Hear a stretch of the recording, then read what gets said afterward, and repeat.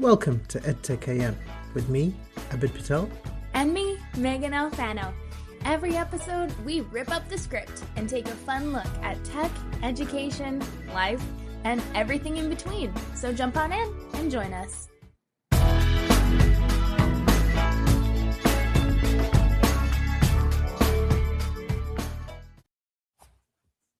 Hi. Hello. How's everyone doing? How are you doing? I'm so good. I'm alone. Can I just say that? I'm alone in my house.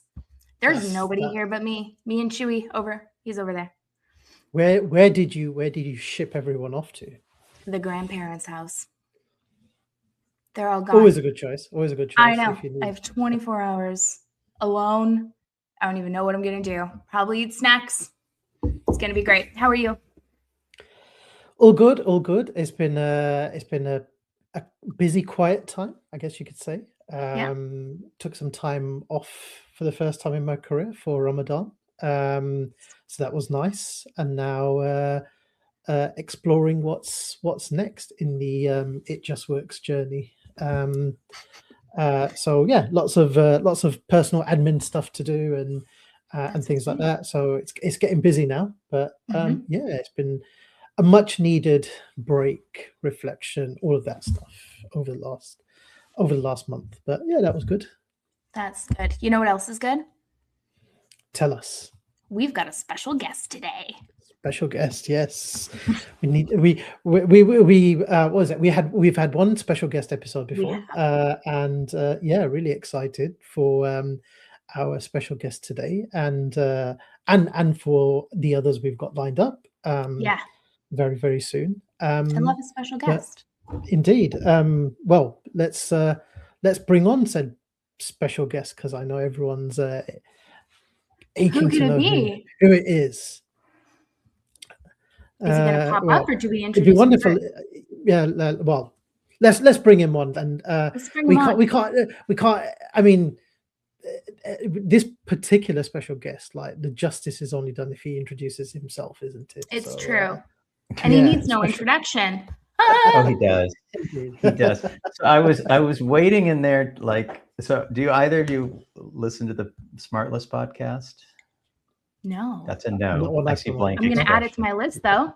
It's one of the, it's on the humor, number one or number two on humor podcasts, but it's three guys, three Hollywood actor types who you will know.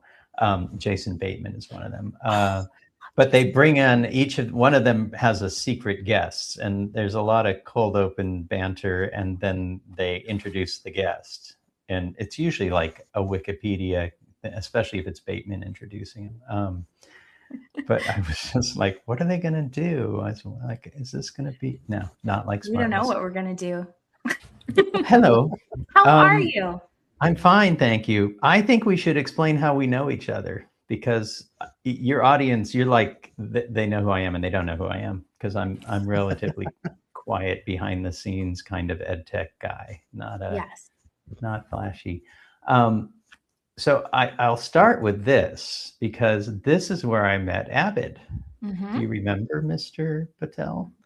No, you're wrong. He doesn't remember. It's okay. I remember exactly that. We met 4 days before that event, actually. It was a HP Chromebook launch event the night before BETT. Right. I forgot all about that. Yeah. I didn't. Okay. Oh, that was the one. I remember I was at Excel the day before BETT. It was the first time I've ever been to the build day, because the EduGeek stand. I'm a moderator for EduGeek, and Chris, who comes down from the Northwest, he asked me to pop along. So I went to BETT that day, and I didn't realize how crazy build day at BETT is. And at the time I was like, had my asthma and things like that. What And you just thought it was surrounded like in dust. Harry Potter. Somebody walks in, there's a Hermione Granger bag, and then somebody does and the magic built. wand and everything just gets built. Yeah. So anyway, it was a long and tiring day, and the reason I was going to this event was a few months beforehand on LinkedIn. I saw a post saying the first 50 people to sign up for this event gets a free Chromebook. I remember And so I thought, you know what, I'm gonna go for it. And let's lose. And a few weeks later, I got a message to say, congratulations, you were one of the first 50. You get a Chromebook. And so I was feeling not up to going, and I thought, you know what, I'll just go in, get my Chromebook, and leave. And I was really nervous about, like, I didn't know anyone there and all of those things.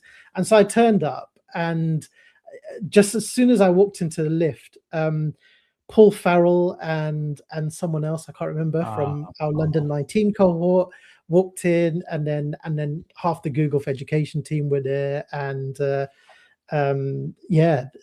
it was great. And then suddenly I bumped into a chap who introduced himself as Kevin Sherman from South Africa, and was very interested to learn about my innovator experience. So of course I started telling him about how wonderful London 19 was and how he should consider doing the Innovator Academy, of which he told me I did mine in London 2013.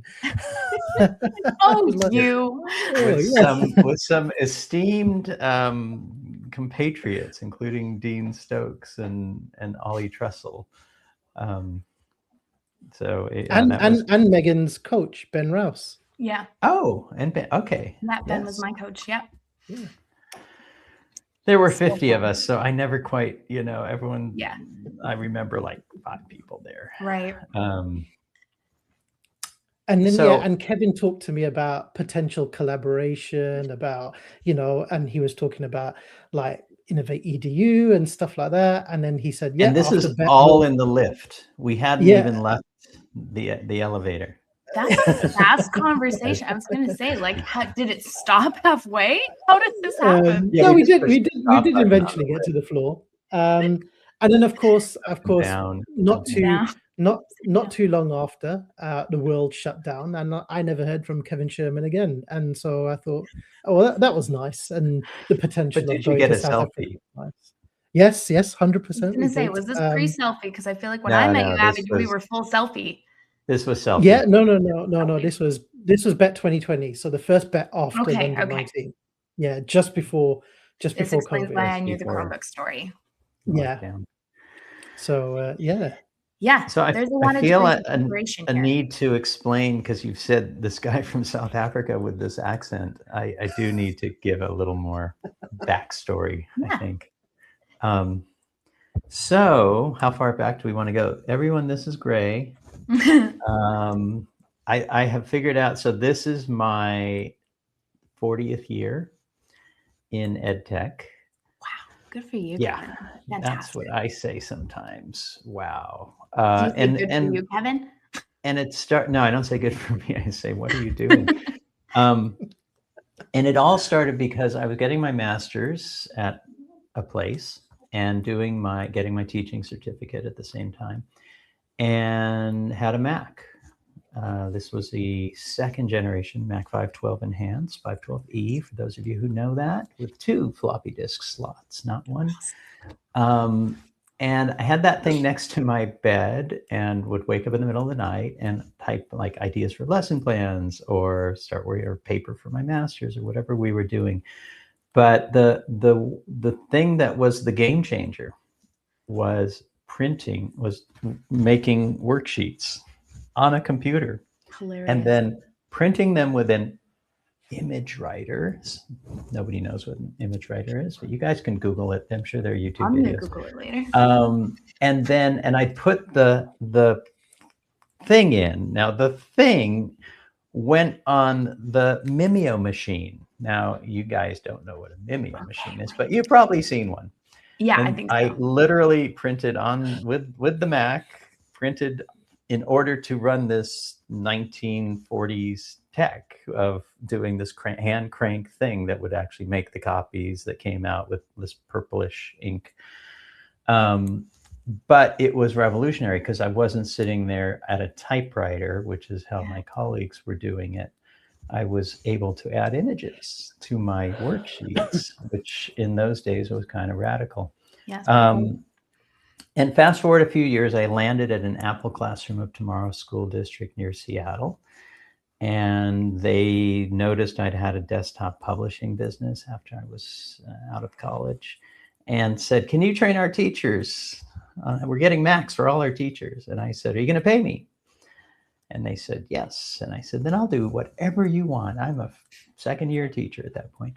So, so I started training teachers in 1990, and arguably longer than anyone in South Africa. But throughout the 90s, I wrote grants. I worked for Seattle University and University of Washington doing short courses for teachers in EdTech. Did one for librarians, ran a course on HyperCard, for those of you who are old enough to know what that is, which HyperCard, I like to say, is the precursor to the internet. And those of you who know what HyperCard is will know what I'm talking about. The user interface for early web pages and the idea of an internet that you could click on things and open hyperlinks and go places was literally adapted because of HyperCard, which was a program that only worked on a Mac. So I was doing all these kind of experimental things. I had the first data projector at our school, which was the size of a suitcase and looked like the aliens in what's the old Orwell radio show from Mars. They have the three-eyed thing, on their heads. And anyway, giant, the blue, yellow, red lenses and massive thing. You had to wheel it around. But it was a game changer in the classroom because my kids were riveted. And they'd roll me out to do these demos for other teachers. And hey, look how you can teach English you have stuff on a screen and you can revise it and the kids can help you and they can all see what's going on. And at that time, and that is still what I would do today, to be honest. The tech has changed, the pedagogy, maybe not, but that put me, I've just always been drawn towards how can tech serve as a way of engaging students and making teachers' lives easier. And when I came to South Africa, I had to get a scarce skills visa. And I was like, English, and there are other people that could do English. EdTech, oh, now there's a more scarce skill. So when I got here, there were not a lot of people there. There was an NGO called SchoolNet, and I worked for them as a contractor, but not a lot of people who really knew what they were doing. The internet was still kind of not reliable then. We now have, thanks to Google and others, some wonderful connectivity. In the country, we have data centers here. We've got all kinds of things, but in those days, it was like find the cafe that was pretty rare that had some internet, because I couldn't do the work I wanted to do. I was volunteering at the National Department of Education in the Teacher Development Directorate, and I couldn't work because there was no internet. So I would tell my boss, I'm going to go do what you want me to do, but I'm going to go where I can do it. Yeah, fair enough. So, and then I landed at the University of Cape Town in the Schools Development Unit as the EdTech Integration Education Specialist, which was the longest job title I've ever had. Did research on barriers to adoption of educational technology. In fact, I pulled one of my research articles today into a NotebookLM because I'm doing a demo on Monday. So I was like, oh, there's a trip down memory lane. Ran short courses for teachers in the Cape Metropole area, and sorry, I'm in Cape Town. We call it the Cape Metropole. And then did short courses. Maybe it was a third thing I did. Now I can't remember.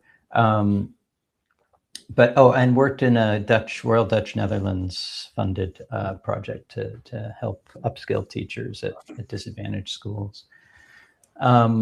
And that research I did was around barriers to adoption of technology, And I focused on what we call second order barriers. So first order barrier is the internet doesn't work, or my laptop was stolen, or we had a break-in last night and our data projectors were stolen. These are very not uncommon things in this context that I'm in.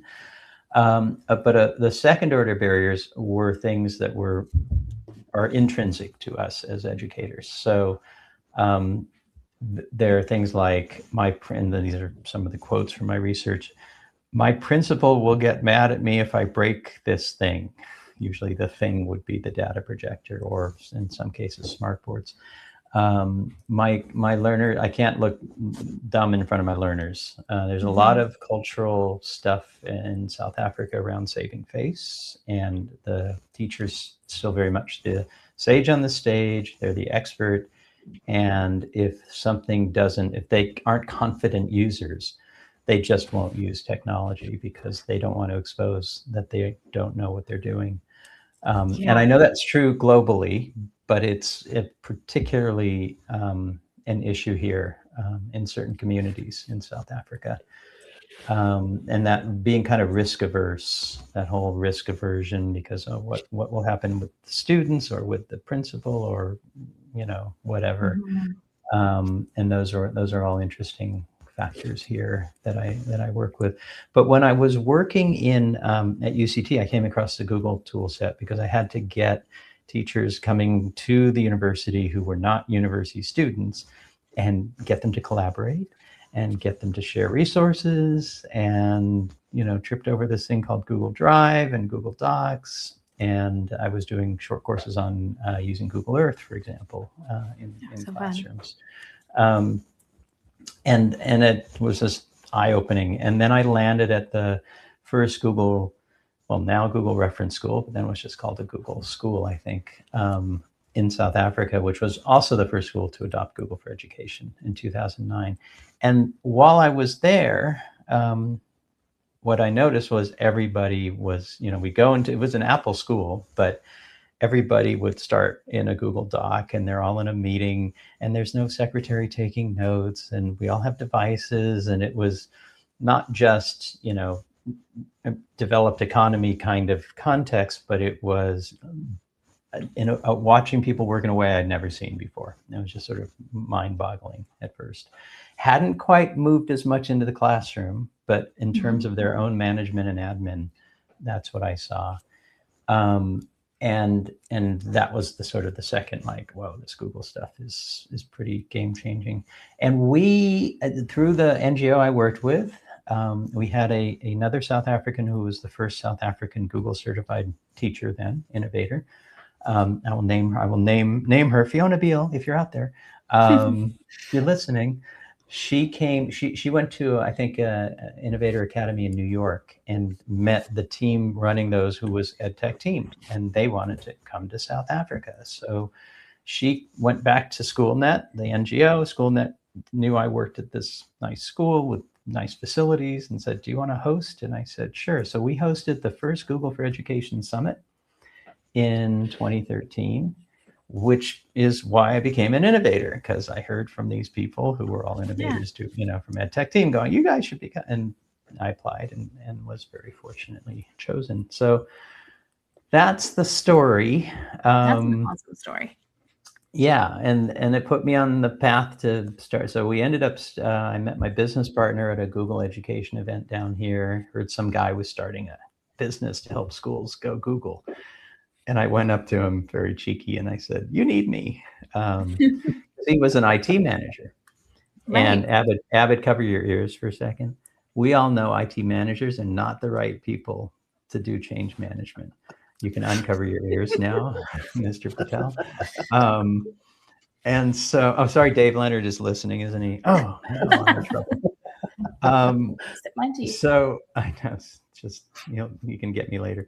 So but I had some experience in this, so I thought this we'd make a good team, and we did. We started the business in 2014, late 2014. This is our 11th year in business. I later, through that, got involved in those conferences, which we then had a joint venture and became EdTech Team South Africa, and then there was this pandemic. And after the pandemic, I was like, I missed people getting together, and I could tell in our community people really missed seeing each other. But I had not been thrilled with, we'd seen a steady decline in people coming to those EdTech team summits in South Africa. And so I wanted to try to reinvent what those had been. And I feel like I've landed on a good formula because I've had some amazing workshop presenters, including the two of you. Yeah. We have been fortunate to have in South Africa, and some other amazing people, Ben Whitaker, Patty McGrath, Georgina Dean, Ken Shelton, to name a few. So many, yeah. The rock stars we've had.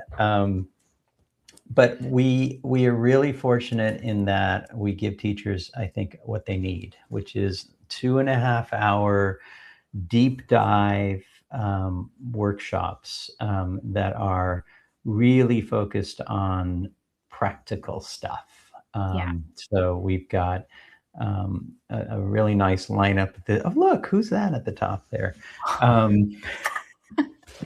We've got some really. I'm so lucky. You are so lucky. We've got, and I wanted to make it a real STEAM conference. It had been very originally googly, and then it became a little more EdTech, and I think that was too narrow because it got focused on tools and not on pedagogy. Right. And I think what we've been really good at doing is bringing back the pedagogy. I'm really excited, for example, Jenny Villani this year, who's going to be teaching math the Finnish way, for example. So, I want to go to that one. I don't teach math. I want to go. and bringing movement into your lessons, schools on the move, and a session on teacher autonomy and well-being. And that's what I like about the conference is we get to bring things in South Africa. And I need to explain, we do not have a culture of professional development here. And when I first came here in 2006, I helped work on the National Framework for Teacher Education Development Policy, which led to professional development points. It took them about 6 years to implement that, 6 to 7 years to implement the point system. And it's still a slog to get schools to value professional development. So the fact that this has been successful at all is really a testament to the kind of work that you guys both have done here, because it's all word of mouth. It's people who come and say, this was an amazing experience. And the key thing, the different thing we really focused on was time. Teachers don't get time. And they never have enough time. And I remember both of you when I told you, you've got 2.5 hours to do your workshop. The things that we'll do. It's not, right? It's not normal. No, it didn't feel, I gotta say, I know you credit the workshop leaders and everything, but I think it is also how you have structured it. Because doing conferences here or in the States and then coming over I went to Joburg last year, it was fantastic. Just everyone was so happy. It was like teacher Disneyland. I got to spend all day in the coolest room ever, first of all, in this maker's lab and play microbits and just have the space to talk and figure things out. And what are you doing in your classroom? And then, oh, have you tried this? And just we just played for hours. And it was the most rewarding experience ever. And it's so nice that your teachers actually got something out of it too, which is lovely, because I certainly did. And, it just felt very collaborative. And I think that is entirely the space that you've created. It was fantastic. And I'm so excited to come back. I've said that for everyone who knows me and knows how many conferences I go to. I mean, I've been to 21 BETTs, and that's just EdTech alone, not including all of the rest of the non-ed but tech conferences that I go to.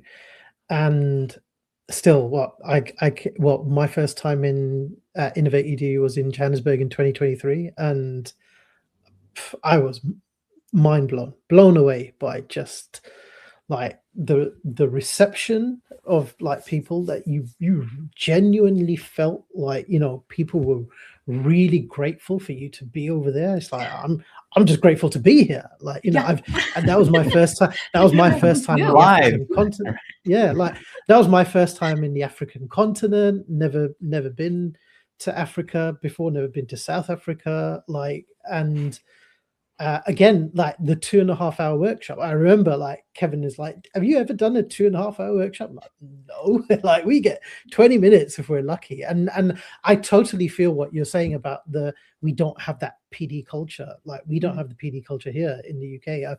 I've always said, you know, you could have become a teacher in the 1960s and not done any PD whatsoever and still be teaching today. I'm envious of that culture that they have in the States with PD. And so just being able to sort of, it's a completely different journey of that just one workshop where you can take things really slow and help people to understand. Like the amount of times you'll rush through something in a half an hour, even 45-minute PD session, and then it's like, oh, can you go over that thing that you showed me right at the start, because I didn't understand that. And then if you don't understand that, you don't understand the rest of the 45 minutes. And having that ability to just take things a lot more slow, but also have that interactivity. Like for me, it was previous to that, every other session I'd done is just Abid talk, because I've got to get all this knowledge out to you, and I haven't got anywhere near the time, and we can catch up later with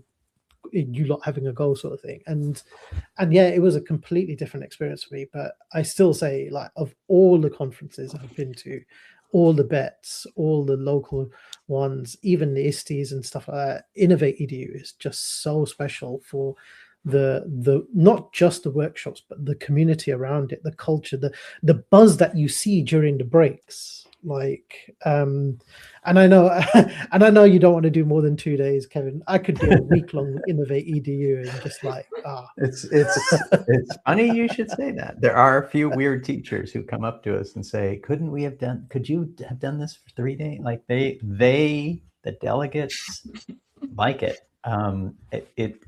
We'd be crazy. First of all, we would kill you guys, the workshop facilitators. I know. I think the adrenaline is high. The adrenaline is something. I'll tell you what, that sleep on the way home is amazing. Especially after giraffes. We're done. Yeah. Oh, the giraffe. Don't even get me started about the giraffe. Holy. I don't know anybody who hasn't seen the picture that I have with a giraffe. For those of you who don't know, a giraffe is my favorite animal, as well as a hippopotamus. I did see one ear of a hippopotamus, but I had the absolute pleasure of interacting nose to nose with a giraffe on my last trip. Literally face to face. Literally face to face. Like if I could have crawled in, I would have, but I don't think that would have ended well. And it's amazing. And everyone I meet, I'm like, so I love giraffes. And I just have to show you this picture. It's become my whole identity. What will happen this time? I don't know. I'm thinking penguin. Penguins might be a struggle. Now that you've said it, I feel like I have to make it happen. Just gonna sneak in. We'll see how we can make that work. The thing that we try to do is around that community. So, and I'm telling this to people who think that a conference needs to, be jam-packed. I think the less is more rule is what we applied. And the old EdTech team conferences were 8 one-hour sessions. And people left feeling like a fire hose had been turned on. And I think when you've got that 2.5 hours to actually, as you said, play, you come back to your school confident that you are going to be able to try something and actually put it into action. And that's the feedback we get from delegates, which is I was able to take something and use it the next week with my kids. And that's when I read those, I'm like, yes, that's the best, right? Because the then win. it's not just about the tool. It is about the teaching and learning and the actual use of it, which is why we're there in the first place. So I just love that. I like that you get that feedback. That's good. And those long lunches, we do an hour lunch. We do a 45-minute tea break, which do you do tea in Canada, Meagan? Is that a thing? We do not. And I'm sad about it. We just kind of, nope. It's practically a legal requirement here, inherited from our British colonizers. But and like, I'm pretty sure I was also colonized by the British. We are technically Commonwealth, but we did not get that. No, what we got was it's too cold to go anywhere, but we're still going to go. Driving. Actually, Abid, didn't I send you a picture or something of me driving through a blizzard one day to work? It was like minus 40 Celsius. We're tough. We're Canadian. We're open. I'm like, who else is doing this other than us? This is insanity. I still love the chains around your tires. Like, that'd be so helpful here. Oh, you don't do that in the UK? You don't have cables or chains? I don't have chains. I just drive. You guys? What? Yeah, you have snow tires. Yeah, I do. When I taught in Seattle, 1 inch of snow, and you had a snow day, and kids would look just like, oh, we're praying for that. Like anything, just because Seattle does have a lot of hills. So to be fair, that was a good thing. It was for the best. But we're Americans and snow. I should say Washingtonians and snow. They're kind of wimps. Yeah. Other people, Minnesotans, do not say they are wimps about snow. They are not. There you go. Yeah. They are hardcore igloo builders, practically. I gotta say, it's just about April here, and it snowed yesterday, and everybody here is like, why? Why? We've entered at least the sun is out, because now we can like have a little bit of joy, but for the most part, everyone's just angry. Just a reminder of where you live. I live in North. Actually, you know what though? I think Abid and I are on the same latitude. So I'm in Alberta, which is next to the cooler province of British Columbia, which is where Vancouver is. So I am about 3.5 hours from the mountains, the Rocky Mountains, which is how Canadians equate distance. We don't talk about how far something actually is. We talk about how long it takes to get there. That's it's a healthy way to approach it. Yeah, it's 30 minutes. Yep. So I'm like Western, but more central of this giant country. Yeah. See, the measuring by distance of how long to get there. I mean, it took me 10 hours to get to Johannesburg, but it also took me 10 hours in really bad traffic to get 200 miles across London, across the UK. So sometimes that can get skewed. It's all weird. Whenever I fly anywhere from South Africa, because we are on the tip of the world down here, as we are often reminded, and it's strange. Back to EdTech though. I feel like we're drifted into geography. I'm really good at derailing the conversation. But Kevin, on the subject of EdTech and geography, what prompted your migration from the States to South Africa? I was wondering the same thing. That is a good question. It was a midlife crisis probably, but I was writing a primary science curriculum. I left the classroom. I was writing primary science curriculum. I loved that project. It was really cool, hands-on stuff. I still have like my science. And there were the books I wrote down there. And there was a break in the work, and I decided to volunteer here because I'm traveling in Kenya. I'd met the first Democratic Speaker of Parliament's daughter in Kenya, and she said, "You could just use my dad's name anytime." So I wrote to the Minister of Education. I said, "Look, I've been to South Africa as a tourist. I said, I want to come and work, and I'll volunteer and I'll pay my own way, but just put me to use." And at 6 months, heard nothing. Finally get this letter. For those of you who don't remember what those are, that's paper put into an envelope. There must be some millennials who watch this.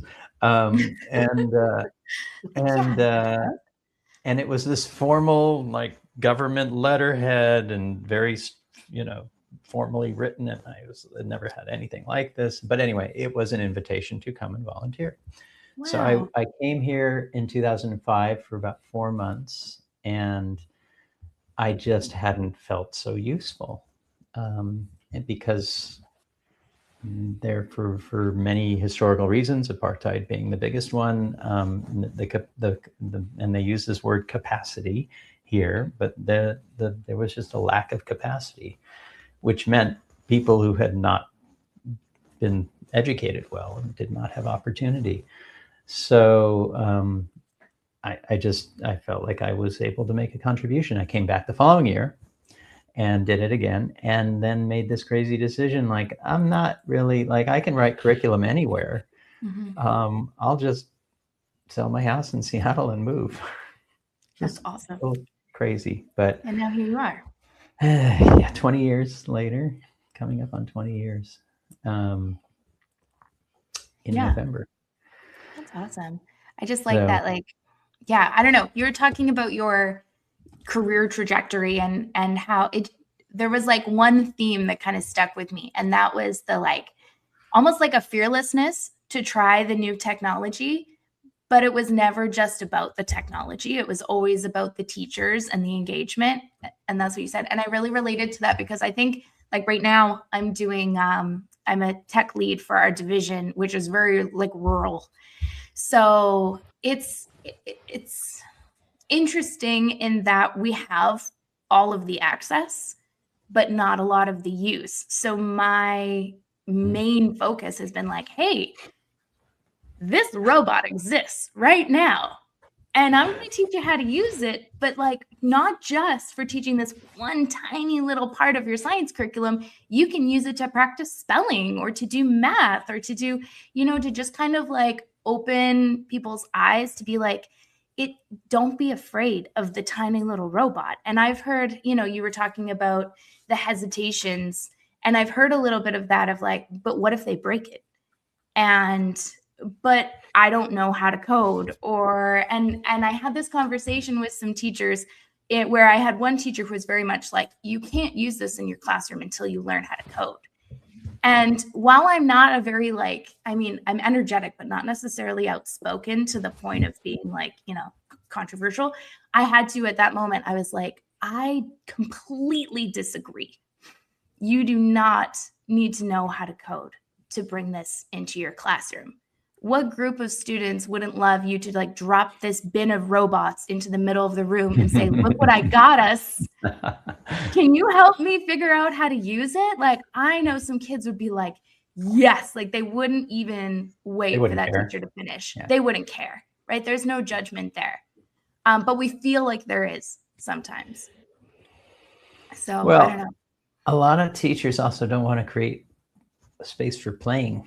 Or they can't. I shouldn't even say they don't want to. A lot of our context, they are kind of harried by the curriculum. The curriculum is always chasing them, and they've got pace setters and this schedule, and you're supposed to be doing this on day 3 of this week. And, like, so the idea of creating space for play is really challenging for teachers. And I think that's global as well, unfortunately. Which is a shame. And I was guilty of that too when I taught. Like, my play was something called History Day, which is still going on in the United States, despite, I believe, the Trump administration cut the funding to I think it was a humanities grant that helped to keep it going, but I am assuming they will find other funding sources. But it was not a day. It's project-based learning at its best. Yeah. And in my classes, we did it over about 6 months of the 9-month school year. And so it went through many iterations. Kids did their first project, then there was we did a local competition, and then there was a state competition. And then from the state competition, you would go to the national competition, which is at the University of Maryland in June. And kids could write an essay, which I never let my kids do because they already knew how to write essays. Mm-hmm. They could do a museum-style exhibit, Oh, fun. which a lot of them did. They could do a play, which I was kind of one of those weird drama geeks, so I would encourage some students to do that. Or they could do, in those days when I started doing it, it was a slideshow. Then it became then video. And by the time I was leaving, they were looking at how could we allow a website, which was going to be maybe like a combination of an exhibit and a media, kind of like how could we weave those together. And I don't know what happened because that was 20 years ago, but right. But it was the space where I could talk to students about what they cared about, because there was a theme every year, but they picked their topic. And the two now women, the two girls who one of my first years went on to win, and I think they got second place in the nation. Theirs was on wolves and the reintroduction of wolves into Yellowstone. That was their passion, and they got to do that. I had a young student who also did a topic on the Japanese internment, and her grandmother had been interned in World War II, and obviously brought passion. Also went to nationals and did very well. So that was really cool, and I think I'm going down this road because I'm trying to encourage people to find ways in your curriculum to allow for student choice, because that was really all about student choice. The format was defined. The stuff got graded by me.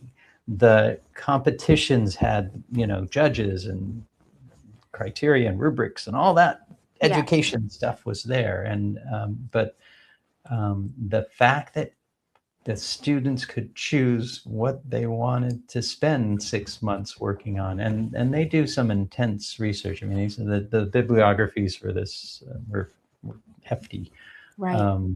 They were annotated primary, secondary sources. A lot of the judging was interviewing the students and discussing their sources and how did they reach this conclusion and why did you do this. But to see them get so excited about a thing they cared about and see other people get excited about it as they work through the competition levels too. That was also, it's really about agency, and they owned it, and that was really inspiring to see. That was a digression. No, that's great. No, this is what we're talking about. And I know, like, we're here to talk about EdTech, and that's awesome, but really it's not. Well, that's the thing about, so this is where, I'll link it back to EdTech. This is where I think two things are going to be part of the future. EdTech always, or not always, EdTech can create those moments of student choice and student agency. That's one of the reasons I like it, because they aren't in this box of a textbook anymore, right? They have, the whole world is available to them in terms of content, if you will. And that's why I got into Google Earth, because I like traveling and I could just, introduce, and I was a social studies teacher, so I could introduce places to kids. Yeah. But AI, I think, is going to have a similar kind of impact in that. And I know there are a lot of negatives, and I have a lot of trepidation, but I do feel like it does create opportunities for autonomy. And I had my own recent experience where I can't code. Yeah. I don't know how to code. Let me make that clear. AI Studio, right? Yeah. So I was able to make, and this is sort of a hidden shameless pitch too, but I was able to make a website for the new business that we've started, Admin Lens. And I had to grapple with, I spent 2 days, literally, like it was a Saturday and a Sunday, 2 days of writing the prompt. Yeah. but essentially I got this out of the prompt. I got the whole thing. I took it in bite-sized chunks. I have a few, like some favorite things, like I could do the pricing. Yeah. And I got my little arrows to go flippy when you open the, Nice. so, but it was all done in AI Studio. And Mm-hmm. and for me, the learning here was, another shout out to Dave Leonard. I'll come back to that in a second. The learning was, again, accepting the challenge that this is something I don't know how to do. Yeah. That this is something that is going to take over the world. You can read into that sentence anything you want, but it's not going away. Yeah. Just like the internet is not going away. And I thought, why don't I figure this out? I'd listened to the Hard Fork podcast from the New York Times, and I heard a little thing about their vibe coding, and I thought, okay, I need to just get my feet wet with this. And it was really, the feeling, I'm doing it now. I'm showing off. This is not showing. This is showing hubris, but I was really proud of myself. Yeah. And my business partner, Alistair, who is the techie guy, he helped me the next day because it's a Google Cloud project. It moves from AI Studio into Google Cloud, and then we had to link Google Cloud to our domain, which is on GoDaddy. And he helped me with that. But at first he was like, you can't do that this way. Like, you have to download the code. And I said, I don't think so. I said, I spent a lot of time in Gemini finding out how to do this.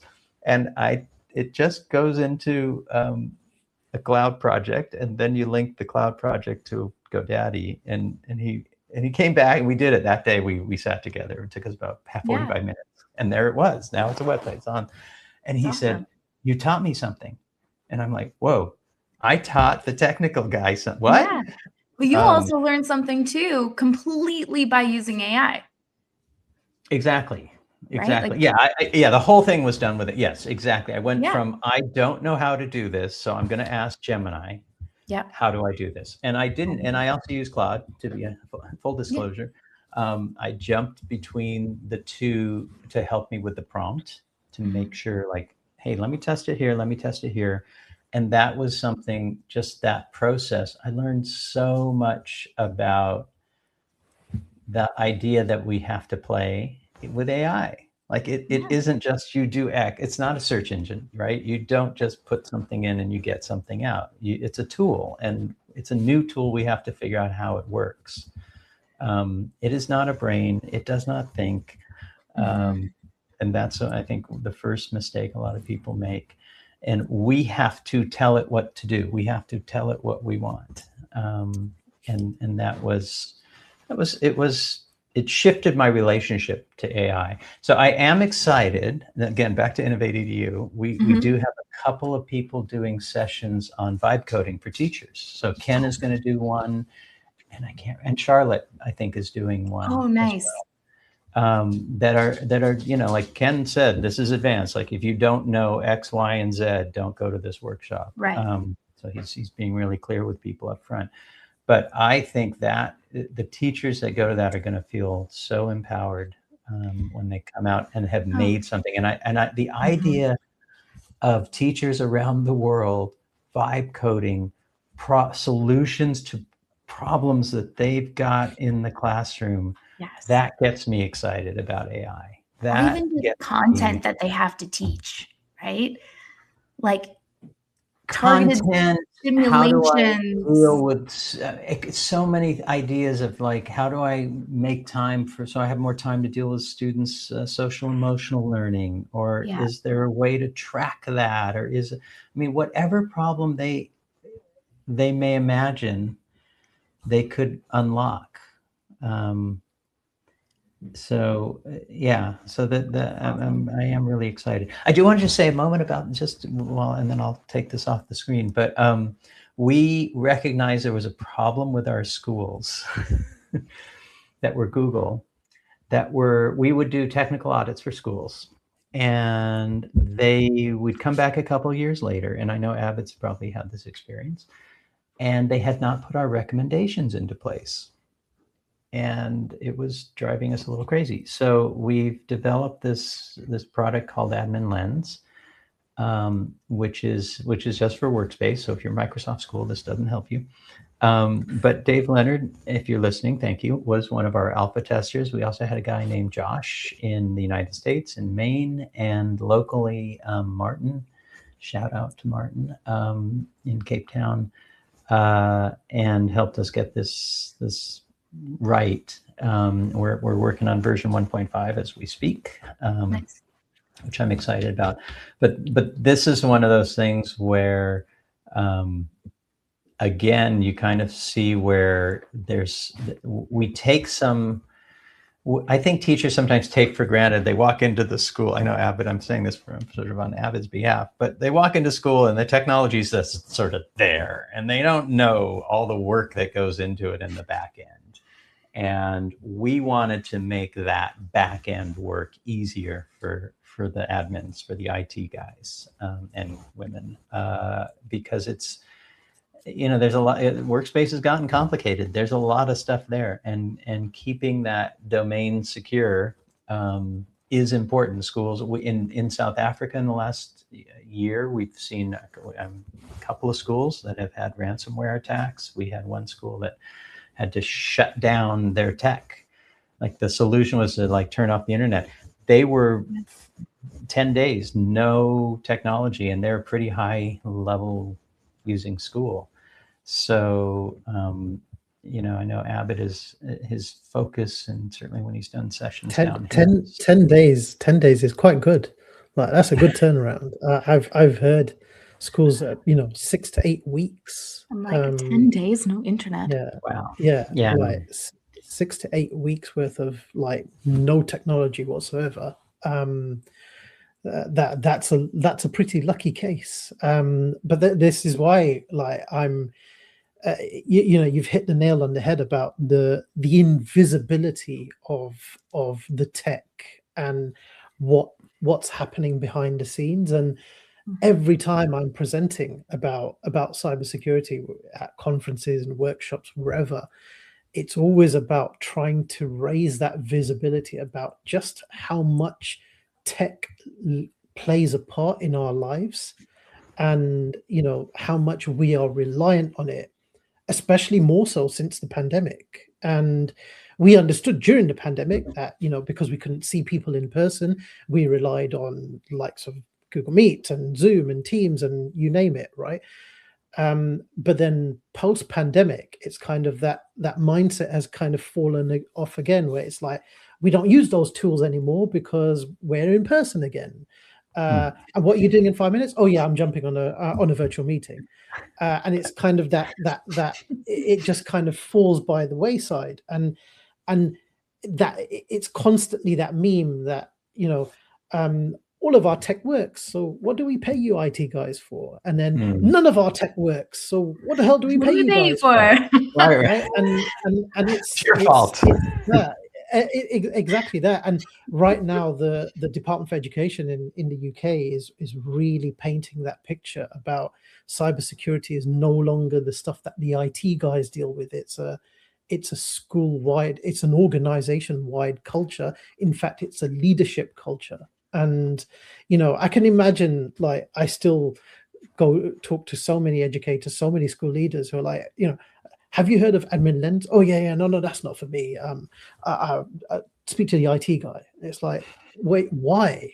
Why speak to the IT guy? Ultimately, you're signing off on it, right? And do you even know what it is? Do you know why you need to have it?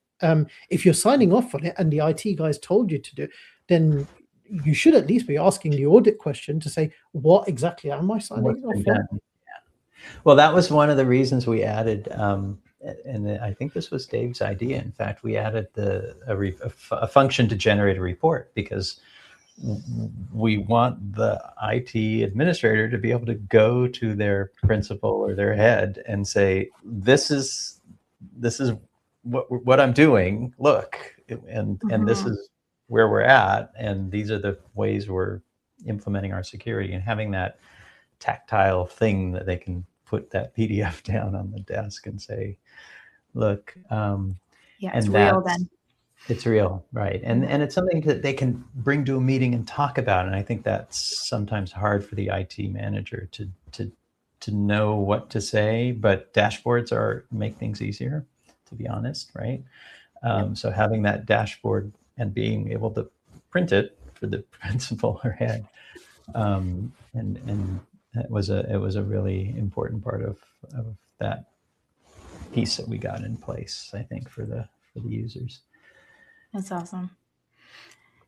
Well, I'm so excited about your adventures with vibe coding because I'm also having so many adventures with it. What have you made? What have you made? Oh my gosh, Kevin, thank you for asking. We didn't plan. I bet everyone listening probably thinks we planned with this was scripted. No, I just want to talk about myself. It's not. No, so I'm doing my research right now. I'm doing a master's degree in EdTech through the University of British Columbia. But my research has really been in AI and student learning. Particularly, you're talking about agency. So the idea of there's this whole idea that students learn better, obviously, with one-on-one tutoring versus a whole big classroom. But with one-on-one human tutoring, they still get that back and forth and that discourse. When you switch that to an AI tutor, they lose that little bit of discourse because while they get to converse, the plan is already the path is decided, right? There are certain things that they need to hit. So the idea is, how can we still use AI in a way that is individualized and things like that, but to enhance real world learning? So I'm doing a project right now. We're calling it BioScout. And so it is an AI tool where a teacher puts in their curricular outcomes, understandings, whatever the kids need to learn in science, and then it generates a scavenger hunt, which then deploys to the students who would access that via an app or a touchscreen Chromebook or something. The teacher would hotspot if they have that. That's the one capability issue, accessibility that we're dealing with is how do you then take that outside? But the idea is on usability, where a student could then scan, it tells you to look for an example of a decomposer or something. They take a picture of it. Look outside all the time. Right, exactly. You just need the internet to access the AI part of it. So they take a picture of it, and if it's a picture of nothing, the AI scans that picture and addresses the misconception and then prompts them to continue looking. Or if they're yes, that is an example of a decomposer, it then asks follow-up questions to deepen the learning. So okay, so let me get this straight. Yeah. Meagan, you have AI, you have devices, you have gamification, you have hands-on science, inquiry-based science. It's not, what's a trifecta when you have 5 things? I don't know, but I'm excited about it. I hope I get an A+. That is very cool. I just, you know what, I love, I'm doing microbit sessions at Innovate because one of the reasons why I love them so much is that we can do tech, but still get outside because I teach science. That's what I do. So I love that. And so I was kind of thinking, because I really am enjoying the use of AI in my classroom, especially for this individualized stuff, even having kids create because they have access to use Gemini Canvas. So instead, I'm slideshows are done, you guys. They are dead. RIP slideshows. I want you to make me a game. I want you to make me a simulation about how to make different kinds of rocks. I want, so we're really trying to meld this together. So it's always kind of living in the back of my brain. I might quote you. Slideshows are dead. Yeah, I like that. I think that should be the title of this. Killed them, just episode. like I killed the math textbooks. Slideshows are dead. Wow. But yeah, so it's been. Be thinking about that all weekend. I'll tell you. You can imagine. You can imagine, up until now, education has been the non-AI, non-tech education is create a slideshow, create a slideshow, create a slideshow. Everything to your slideshow, right? Yeah, there goes the phrase "death by PowerPoint," isn't it? Well, so it's funny. I was working on. I'm doing a presentation on Monday on NotebookLM, and I was looking at the slideshow, and it's a beta underneath it still, to generate a slide deck. And I was thinking, what if you just took that out? Like, what if we couldn't use that and we had to? Yeah.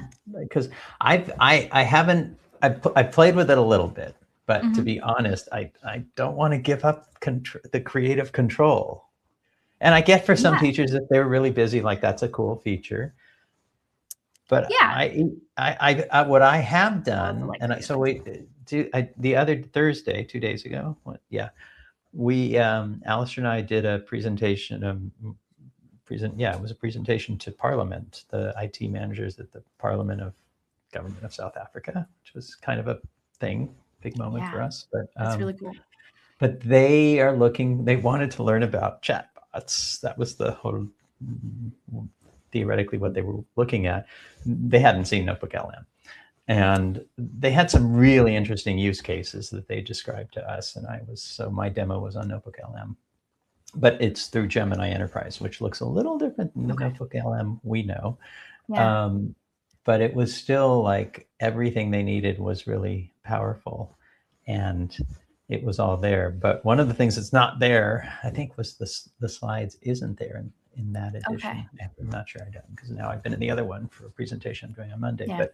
But what was interesting was to see them start to come up with ways that they could use this, and it sure wasn't for presentations. But I needed to make a little slide deck on the technical stuff.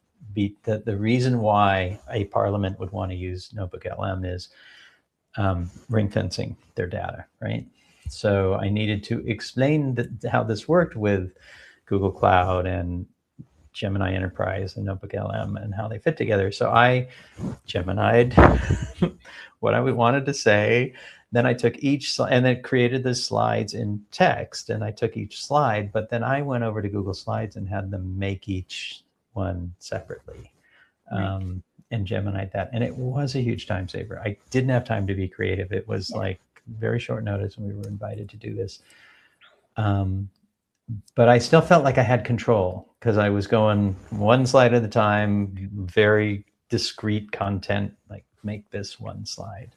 And it is kind of amazing. It even this is the funny thing was, and I didn't even know I'd done this in the prompt, but I had said, you're presenting to Parliament. It took the South African government Parliament logo and put those on the corners of each slide. So clever, Google. I was like, seriously? Thank you. Didn't know you needed that, but yes. But anyway, sorry, Meagan, back to what you were saying. What your excitement, I mean, when you were describing your thing, it came back to like what I was saying earlier. When teachers get their hands on this stuff, the problems they will solve. And I think as long as we keep that human in the middle, and we don't do what Melania Trump did, which is trot out a robot and say, right. We're there. Okay. But I think as long as we've got human teachers making human decisions about when to use AI, I think we're going to do some amazing things in education with AI. I think this second governments think, we can save money. That's when we're going to go off the rails. That's the problem. Yeah, that's the problem. I know. Yeah, you still need that human lens for sure, because it's not perfect for everything, but it does remove a lot of barriers for a lot of stuff, which is the conversation that I have with teachers. It's like, I mean, even, we feel lots of kinds of ways about image generation. And I had spoken about this in my Canva workshop, and I said, but what about those students who are writing a book and the thing that they're stuck on is that it doesn't look right because they can't draw, or they feel like they can't draw, right? What if they could? Yeah, me too. I'm like, this story would look so awesome in Book Creator or whatever, if only the pictures. If it's not about the pictures, if it's about the story, then why not, right? We've talked about this on our previous episodes, where AI can be used in so many ways, just like anything else, good or bad, right? Like if you use you use a knife to cut vegetables. A knife can also be used in very dangerous ways, right? Likewise, a car and things like that. And it's like AI, and we're hearing an awful lot about things like AI slop, for example, right? And just utter rubbish and useless stuff that's being generated, or inappropriate stuff that's being generated, right? I get that there's an awful lot from safeguarding and online safety perspectives that need to be considered with AI. That's with any tool, right? Even with Google Workspace, you have to make sure you have in the UK, we have to have data protection impact assessments for every single EdTech tool that we use. And that's just to make sure that we're understanding what the possibilities are with those things. And that's where it comes back to the human element, right? Even Gemini at the bottom says, Gemini can make mistakes. Make sure a human is checking it, right? That's why the human aspect is always going to be there. You see so many big tech companies right now. I think it was one a few years ago that,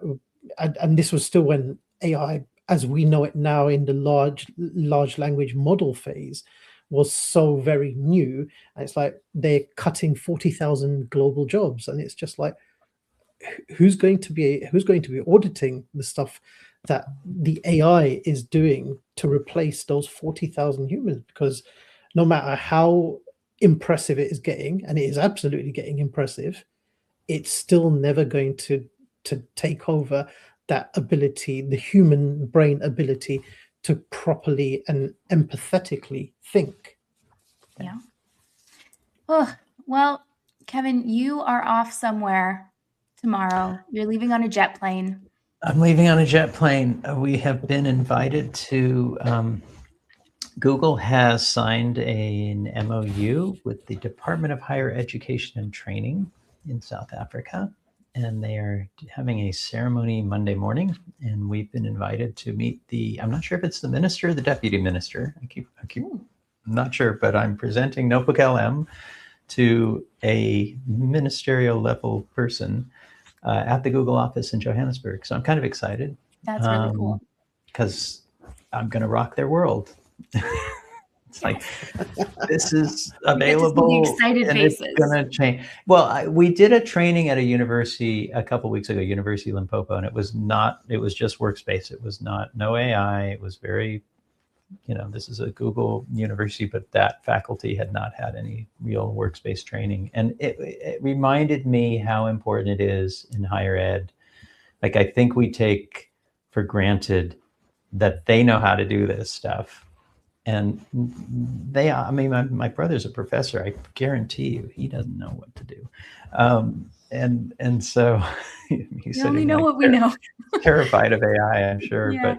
But it's really fun to work with those people in higher ed, because they get playful. Like, it's sort of fun to see them lose their professorial being, that state, and they kind of start breaking down and having fun, and they realize, oh, I need to get into this because I know my students are doing this stuff. Right. And so I'm looking forward to Monday to see what the response is, or what the action is when they see that stuff. So. Oh. Right. And then it's like, but wait, I could do this, and I could do this, and I could do this. And it just gets bigger and bigger. I love that. That is so much fun. And kudos to Google for getting that over the line. I think we work with government policy guy, Sipo, and he's been at it for 2-3 years. And there are 5 pillars of the MOU, which I'm not involved in, so I don't really, but one of them is around ethical use of AI and making sure that that's embedded in the work that they're doing between Google and government. Making sure that there's training available is another part of that. So it's good to see that Google's made that commitment to the country. Yeah. We didn't even talk about the rest of the continent. It's a big place. But we'll have to do another episode. We will. Yes, I know. I have so many more questions, but we really have to just get you like to bed. I have to go to bed soon. Yeah, because I don't know what time it is. It is dark here. It's dark. Abid, it's still light there, right? No, it's gone dark now. Is it dark? Okay, well, but it won't be dark tomorrow because the clocks go forward. So yeah. Oh, tomorrow's when it happens for you. I thought it had already. Yes, tomorrow is. Yeah, we are about 4 weeks after the US. So that's the worst day. I could spend another 10 minutes on that, but I won't. We don't have daylight savings time in South Africa at all. It's nice. Weird. No, it's not. No, is it? It's really weird because, well, the reasoning is what's really weird because government thinks that people won't understand it. Like it's very patronizing to the population, to be honest. But because we're all in one time zone, but it's a relatively wide country. When you go from here to Joburg, tomorrow I will be much further east and it will be dark really early. And then if you're in Durban, it's very strange, which is on the East Coast, on the Indian Ocean side. They wake up, in my mind, ridiculously early because it's dark there by 6 o'clock, and especially in winter. And so they're up at like 5 in the morning, and it's just not. It's weird. Like they're up and the weather is just so tropical there as well. Like having been to Durban last year, like you need to be out. Oh yeah, yeah. Like, the difference. Have a nice late evening there, and you don't get it. No. Yeah, that's too bad. Well, here, I mean, it was really nice, and it was light out in the morning, which you feel like I can wake up. Winter is ending, and then the clocks went forward, and now it's dark again. I'm just like filled with rage at 6:30 in the morning. Like, why is it dark always? And then it's 7:30 and it's light outside. I'm like, that's nice, but also I have a 4-year-old who needs to go to bed, like I need. You're not helping. Well, you guys are so far north, I don't even know what's happening here. But you see, at least we're only just going 1 hour forward and 1 hour back. Then you got Australia, where different parts of the country are in different time zones, and like you cross over one part and they do daylight savings, but the other part doesn't do daylight savings, and Abby, that just gets this big. England's a little small. But I can understand time zones, right? I can understand time zones, but where you got time zones plus someone doing daylight savings, and then we've time got that zones too. with someone not doing daylight. Like Indiana, I think doesn't do daylight savings time in the States, and we have some provinces that don't anymore. Actually, I think both of them now on either side, Saskatchewan and British Columbia, do not anymore. So I don't even know what time it is. So, okay, in that and case, there's the bell. It's time. Otherwise known as Amazon delivery. Can I just say one thing in parting? Yes. InnovateEDU, again, to cycle back, has been made really amazing because we get people like you guys, and we get people like you guys because we meet them. We don't use local presenters. We only use international people. So if you're watching this podcast and you think you've got some amazing stuff to share, feel free to reach out to me, Kevin, at cloudedu.co.za or ZA, depending on where you are on the planet. And I'm always happy to take a meeting and talk. And if it's not next year, maybe it's the year after. You never know. So we do have a revolving cycle of guests, as it were. And so they're to try to give opportunity to new faces and give people a chance. I believe, Abid, it was your first international conference, if I'm not mistaken. Yeah, I do recall him classifying himself as an international speaker after that. Oh yes, all the profiles changed. No, I am very grateful for the for those opportunities over the last 3 years. It was amazing to to connect with, and you know me, I love to connect with educators all around the world. Funny enough, EMEA in Asia has been a bit more challenging to connect with than it has been America. But no, I'm really grateful, and just from a personal experience as well, like being able to visit Cape Town, where my great grandfather settled and passed away, and then being able to visit Durban because I have family there who I've never met before. That was just a very personal, heartfelt benefit, and I'm very grateful for that. And you know, for anyone who has the slightest bit of interest to take you up on your offer, Kevin, but is feeling that trepidation of like imposter syndrome of I can't do it, or you know, why would anyone want to listen to me? I've been there, I've done that, and I've had it for the past hour. Yeah, I couldn't recommend it highly enough. Agreed. And if you are local to Cape Town, or if you're able to fly into Cape Town, then do yourself a favor and get those tickets before they run out, because it is They're gonna run out. Just to see, you know, I want one day I want to attend InnovateEDU as a delegate, and because I think as a presenter, I don't want to present. I want to go and see everyone else's amazing session. 32 this year. I think we're at 32, 34 workshops, and I mean, I get to walk around and go to every one, but I can't stay because I have to walk around and make sure everything is okay. And it's sort of amazing to do that. At the same time, I wish I could just sit and learn and stay in them, and yeah. That needs to be the third day, Kevin. The third day is where we just do a conference of workshops for ourselves. The third day is when we take you somewhere fun, either wine tasting this year or giraffe meeting, and you get to learn from each other. I do want to do that. Oh, I know, the conversations are the best too. Yeah. They really are. Oh, thank you so much for coming and agreeing and taking time out of your evening to be with us. Oh, it's my pleasure. I know you guys, we've been talking about doing this for many months, 6 months. Yeah. Oh, that's great. So I'm glad we got to do it. It was a pleasure, and I'm grateful for the opportunity. Thank you both for inviting me. Have a wonderful trip, and have a great time teaching NotebookLM on Monday. That's going to be so fun. It will be. Indeed. Cool. Right. Thank you very much, everyone. And we will see you again very soon for another episode, and also have another wonderful, exciting guest. Yeah. Okay. Take care, everybody. See you guys later. Bye.